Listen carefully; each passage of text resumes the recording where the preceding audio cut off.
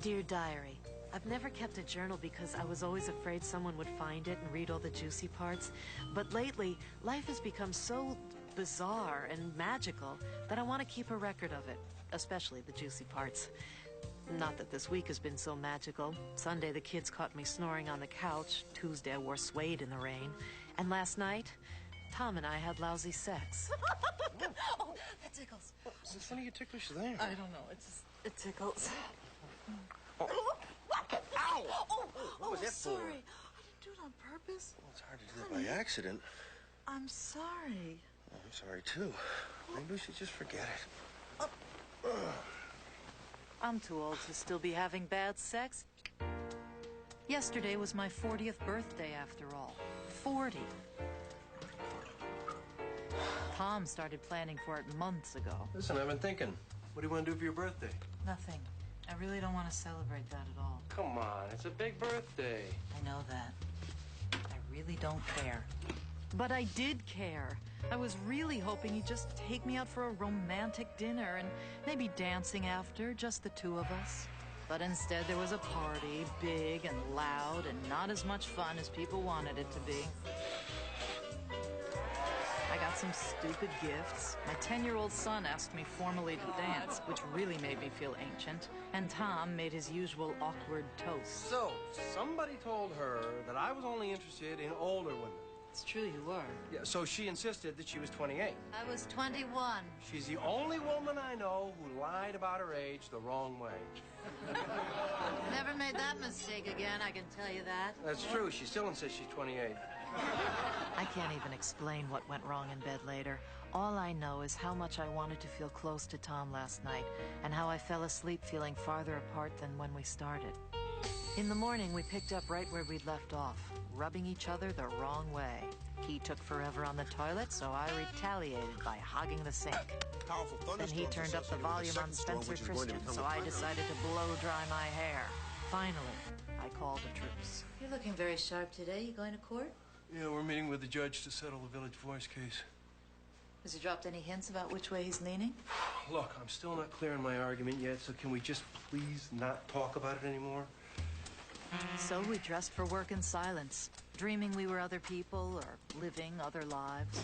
Naomi Campbell wants crab meat. Somebody please tell me we are not out of crab meat. Tom still dreams of running a restaurant, a little bistro popular with models and actresses, where late at night the band asks him to sit in, and he always knocks their socks off. And in my dream, I'm a photographer, roaming the globe to capture misery and suffering in photos that inspire the world to help. In reality, I roam down the hall to inspire Ben and Sarah to eat breakfast. Ben, that shirt's not going to be warm enough today. You're going to need a coat. It's really, really, really cold out. How do you know? Have you been outside? I just saw the weather report on TV, much too loudly and clearly. You know, children don't feel cold as much as grown-ups. I think that's a myth. No, it's true. I think I read it in the New York Times. You believe everything you read in that paper, don't you? It's my Bible. I fought the impulse to tell Sarah that one day she'll be 40 also, and she'll call me to confess. Mom, you were right about everything. But then I may not live that long. I've had visions lately of my own death. Here's another one who just turned 40. Unbelievable. That's 3 this morning. But I can't talk to Ben and Sarah about death yet. They still think I'm gonna live forever. No coat, no television tonight. It's your choice. Okay. I managed to reach the office alive, but my day only got worse. It didn't help that the coffee was cold or that Stacy was late. I'm sorry, a guardian angel got mugged on the subway and I was a witness. Or that around mid-morning Griffin decided to go on the warpath. He's in kind of a strange mood. Yeah, well, so am I. When Griffin first hired me to design the magazine, he consulted me on everything. I like it. I mean, I think it captures him. What do you think, Ed? Yeah, I think if we just airbrush some of his hair back here and here where you can really tell it's a toupee. That's a toupee? Really? I thought that was the hood of his sweatshirt. Of course, once in a while, his mood swings led to arbitrary decisions. Where are the proofs? She said she'd have the proofs here by 5. What time is it now? It's 5:20. Kill the spread. And don't hire her again. But nothing prepared me for his reaction to the Madonna cover this morning. What is with you and breasts? What do you mean? I mean, you have this obsession with putting bosoms on the cover of this magazine. I don't have an obsession. I happen to think that's a very tasteful photograph. Tasteful? It looks like a map of the Suez Canal. Don't these movie stars have any self-respect? I mean, she's got to be, what, nearly 40 years old? I bit my tongue till it bled. All right. What do you want us to do? I want to see some other choices. All the shots feature her chest. She's very proud of her chest. Then let's get her back in for a reshoot. She's on vacation in Morocco. Then send someone to Morocco and send along a dress that isn't cut down to her waist. Fine, I just never realized breasts were such a sensitive issue for you. We've reached a decision. I don't want to talk about it anymore.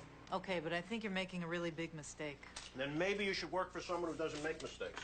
Maybe I should. It just popped out. But after it was out, I couldn't take it back. Get out. Oh, I was joking. Maybe you were, maybe you weren't. I don't really care because I don't think we can work together anymore. Please, get out. Oh, I wish I'd said, no, you can't do this. But I didn't, and before I knew it, I was out on the street. Did I quit? Did I get fired? I didn't even know. Either way, I was out of a job. I was no longer a working mother. I started walking aimlessly. The obvious place to go was Tom's office, but I was afraid he'd overreact. I'll tell you what we're gonna do. We're gonna sue his butt off. That's what we're gonna do. We're gonna bleed him for every penny we can get. Of course, he might have had the opposite reaction, the one I really feared. Listen, I'm on with a client and I've got to get to court. Can we deal with this at home tonight? Okay, hey, honey, could you close the door? I began to feel desperate and very cold, and I realized I'd left my gloves in the office, and I thought, I can't go back up there, not now. And right before I started to cry, I saw the sign, golf lessons on your lunch hour. The 10-lesson package includes computer analysis and a free sleeve of balls. I'd never had any interest in golf before, but I knew it involved hitting balls, and hitting balls was exactly what I felt like doing. The pro was named Gary, and he started by explaining the secret of the swing. Tempo. It's all in the tempo. Then he showed me the basics of the stance and the grip, and told me about the 4-foot putt that would have qualified him for the PGA Tour. I have no hand-eye coordination, but Gary was patient and kind, and self-conscious about touching me, which I found flattering and sweet. And on the last swing of the lesson, I finally managed to make contact with that ball. All the other golfers had gathered to cheer me on. Or maybe they were just excited because the buttons had ripped off my blouse. Hey, what are you crying for? You're not a great golfer yet, but come on, you'll get better. His name was Fritz, and he had massive forearms and very fresh breath. He wanted to know why I was crying, so I told him. Jeez, you had a pretty good job there, huh? Yep. Well, you learn when you get to be my age not to go shooting off your mouth like that. Why, how old are you? 38. I liked him immensely. He'd been a cop for 17 years, but he twisted a knee chasing larcenous meat packers down Gansevoort Street, and now he's a security consultant at Barney's. His wife Carla works at the police forensics lab, which makes for some lively debate in bed. I'm telling you, in my humble expert opinion, the weapon was a shovel. All the report says it's a heavy, flat, lethal instrument. Which I say was a garden Which shovel. could have been a Heavy, flat, shovel. It lethal. could have been a frying pan. It could have been a 6-iron for all Oh, we you're telling know. me the killer used a golf club. You know, why is it always comes back to golf with you? This is my hobby. No, it's your disease, you know, and one of these days you're going to have to choose between me and golf. Don't make me do that. Fritz talked about his golf the way most women talk about their children. I mean, I'm not saying it's better than good sex, but it's better than the same old, know what I mean? At Barney's, the seamstress sewed up my shirt. Then Fritz checked his messages while I, unable to control myself, did a little shopping. I fondled a few suits, which I didn't need since I didn't have a job to wear them to anymore. And I fell in love with a Calvin Klein little black dress, which I convinced myself I could afford if the kids never went to college. No problem. You want to see me in action? This is me in action. Check out that redhead over there. The redhead? Don't stare. Just keep on shopping. Show me things like I'm your husband. She looked innocent enough, thin and beautiful, and I suddenly realized I knew her. Her name was Christy Bales, and she lived upstairs from me our freshman year at Brown. Really? Don't make eye contact. Talk to me. Look, honey. So we spied on Christy as she surveyed the Donna Karan, drifted through Armani, then flirted with Versace before arriving at Calvin Klein. She stopped at the little black dress I'd been admiring. Once, twice, 3 times she circled it, then, almost casually, She slipped it off the rack and stuffed it in her shopping bag. In a blink, she was gone. I couldn't believe it. Believe it. They see all types every day. Nothing surprises me anymore. It surprised me. I remember Christy always had money. I remember us driving cross-country to spend Christmas with her parents in Wisconsin. I remember her father invented some kind of cheese. Yes, it's in the Cheddar family, actually. Oh, do try it, my dear. I remember the postcard Debbie Wagner got from Paris in the middle of Christy's junior year abroad. His name is Jean-Claude, and he's an archaeologist. He asked me to marry him, and I said, oui. Isn't it just too romantic? Love Christy. She's pregnant. And now here she was, blithely stealing a slinky dress worth more than its weight in gold. What are you gonna do? Get her at the door. Then what? Call cops. What are they gonna do? Look up, Prima. Lock her up for a while. For how long? Christy was 30 yards from the door, or as Fritz put it, a sand wedge from jail. Excuse me, ma'am. I tried to imagine what jail was like, all jumpsuits and broomsticks and handcuffs and gruel. I'll pay for it. What? I'll pay for it. I'll buy it. I'll buy the dress, so it's not stolen, so you can let her go. Wait, what are you nuts? Why would you want to do that? Well, I didn't have a good answer. All I knew is I couldn't watch Christy be humiliated by the long forearm of the law. So instead, I watched her stroll calmly out the door and into a cab, while I handed over my credit card and waited for it to be rejected. But it wasn't. Thank you for shopping at Barney's. Maybe you want to buy my wife a little something. It doesn't have to be a big designer name or anything. All right. Give me a break. I'm sorry. I just don't get it. I mean, what are you going to say if you find her? I don't know exactly. She obviously could use some help. She obviously could use some money. The Brown Alumni Office gave me an address for Christy Bales Carlson near Sutton Place. Not your average den of thieves. Just remember, it's all in the tempo. Right? I'll see you soon. Stop by anytime. Okay. Then I walked east to Christie's building in a biting wind. I wasn't sure how to get upstairs, so I just stood out front for a while, shivering like a little match girl with no inventory. Excuse me, are you waiting for the agent? Is this Christy Carlson's building? Yes, but the agent left a few minutes ago. Mrs. Carlson just came home. I can ask if she wants to show you the apartment herself. Hi, I'm Christy. I'm just changing because you have to run out to a party in a little while. I was unemployed, I was curious, and I'd paid for the dress in her hand. So in I went. Christy Bales Carlson did not need any money. Not the kind I could give her anyway. Her living room was filled with Greek antiquities like the wing I always skip at the Met.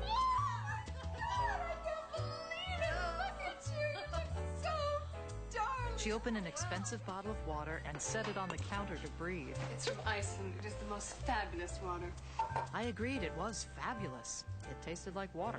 Now, before you see the apartment, I want to hear everything about you. Then she launched into her life story.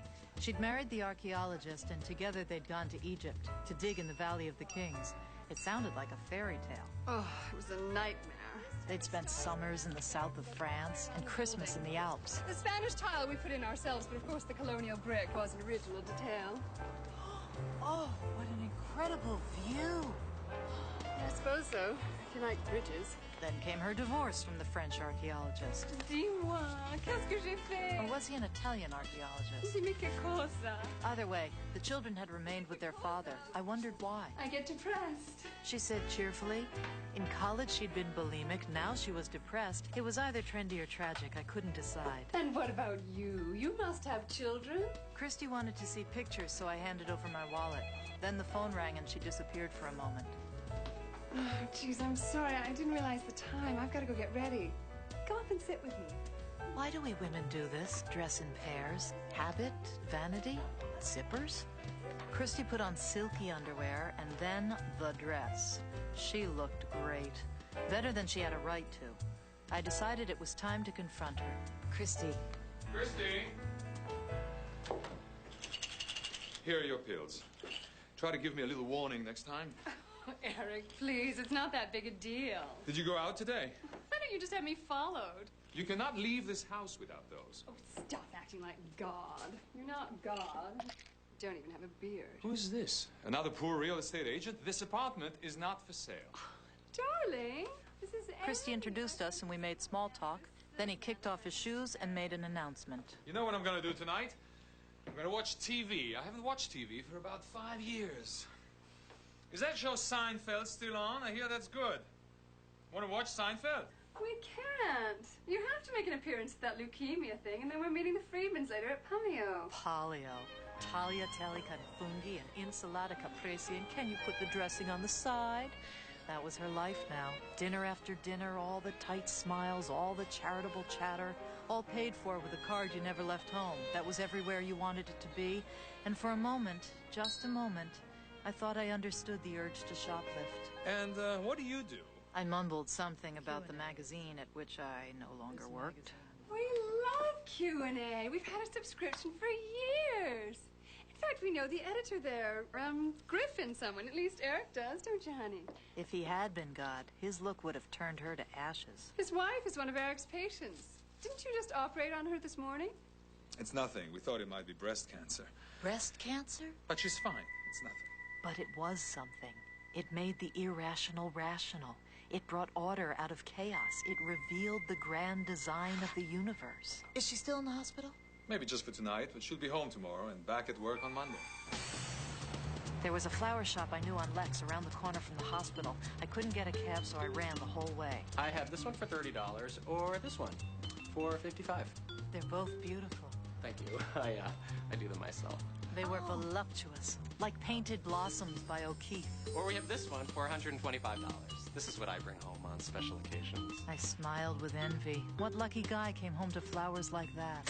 Ronnie, it's me, and I hope you're in a good mood because, whenever I say I love being a talent agent, just remind me about today. I'm telling you, I want every executive at NBC. I just want to shave their heads. Plus, it's the football playoffs and testosterone. Oh, geez, Ronnie, these flowers are heaven sent. You are heaven sent. And then I wondered if they were healthy, and then I felt guilty about always wondering. I'll take the one for special occasions. Oh, that's great. And how will you be paying? You take credit cards? Sure. I couldn't believe it. I'd left my wallet at Christie's. Or had she actually pilfered it? No problem. Just call them. Get your credit card number. That's all I need. Thank you. Eric said they were just leaving, but he found my wallet in the kitchen and gave me the info. Don't be silly. We'll drop it with your doorman in a shopping bag or something. The hospital air was thick and tropical. On the 5th floor, Griffin was reading to Elizabeth from her favorite book, Great Expectations. But it is the same with any life. Imagine one selected day struck out of it, and think how different its course would have been. Pause, you who read this, and think for a moment of the long chain of iron or gold, of thorns or flowers that would never have bound you but for the formation of the first link on one memorable day. Hi. Annie. Annie, how'd you know? Look at those Elizabeth flowers. was They're so feeling good. beautiful. Tired, but good. Why don't you go get some coffee or something, Griff? I want to talk to Annie about some girl stuff. Just pretend I'm not here. Get out! He obeyed her the way I'd obeyed him this morning. I'm gonna get coffee. Then Elizabeth sat me close and we talked about girl stuff. About hips and thighs and diets and wrinkles. But mostly we talked about breasts. Big breasts and little breasts and cysts and lumps. And removing them and improving them and putting them on the covers of magazines. When I left her, I found Griffin waiting in the hall. Listen, Annie, I lost my head this morning. Oh, no, I lost my head. So we were headless. It's not a good look for either of us. I was going through a lot of stuff this morning, and I took it out on you. And, I'm sorry. I'm sorry, too. I would have hugged him, but he was my boss again. Neither of us knew what to say next. You know, those flowers you brought are gorgeous. Yeah, aren't they? They're beautiful. I wanted to ask him why he hadn't told anyone about Elizabeth's illness and why he'd come to work this morning instead of waiting at the hospital. But then I realized he was probably just scared. And like so many men I know, he thought hiding his feelings was the same as being brave. I had to borrow $10 from Griffin for the cab ride cross town. When I got home, the doorman handed me a brown paper bag. Upstairs, the kids had already made their own dinner. Pasta al cazzo. Mom, stop. I'm trying to eat. In the bathroom, I paused to study myself in the mirror. I decided I didn't look a day over 37. Then I opened the brown paper bag and took out my wallet and a familiar black dress by Calvin Klein. Inside the dress was a note. I found the receipt when I opened your wallet. I get suspicious when Christy wears new clothes, so I asked her about the dress, and she confessed. It's not the first time, believe me. Just the first time she hasn't been caught. Thank you, Eric. I couldn't resist trying on the dress before I returned it to Barney's. Amazingly, it fit me better than it fit Christy. Life isn't always unfair. Wow. Wow, wow, wow, wow, wow, wow, wow. You look really... Careful. Curvy. Oh. Really voluptuous. Oh, thank you, sweetheart. So how was your day? My day? Fine. How was your day? Oh, the judge ruled for us on all counts. You won. Yeah. Come on, let's go out to dinner, shall we? Well, what about the kids? What are they going to do without us? Download dirty pictures from the net? You do. Yeah, but that was just a testimonial. So we went out for a romantic dinner at our favorite little bistro, where the music was jazz he couldn't dance to, but we danced anyway. And later, when the place was nearly empty, the band asked Tom to sit in. So he did, and of course he knocked their socks off. On the way home, we bought bagels for breakfast and beans for coffee and a paper for the crossword. The kids had left a mess in the kitchen, so we cleaned up and did the dishes.